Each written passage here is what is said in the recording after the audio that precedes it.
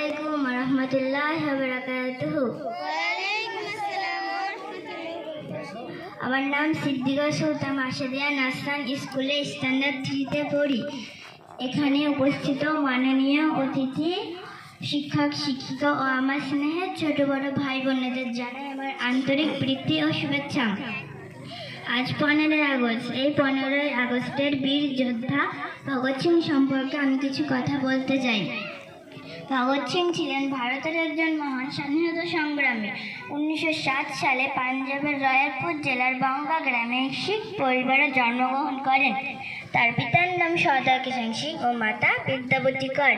13 বছর বয়সে তিনি স্বাধীনতা আন্দোলনে তার জীবন উৎসর্গ করেন। তিনি ছিলেন অত্যন্ত সাহসী ও নির্ভীক নেতা। লাহোর শহরে অফিসার জেপি সান্ডাসের হত্যার জন্য 1931 সালে ভগৎ সিংকে রাজগুরু ও সুখদেবের সাথে ফাঁসি দেওয়া হয়। ভগৎ সিং বর্তমান যুবকদের জন্য আদর্শ অনুপ্রেরণা। আসসালামু আলাইকুম রহমতুল্লাহ।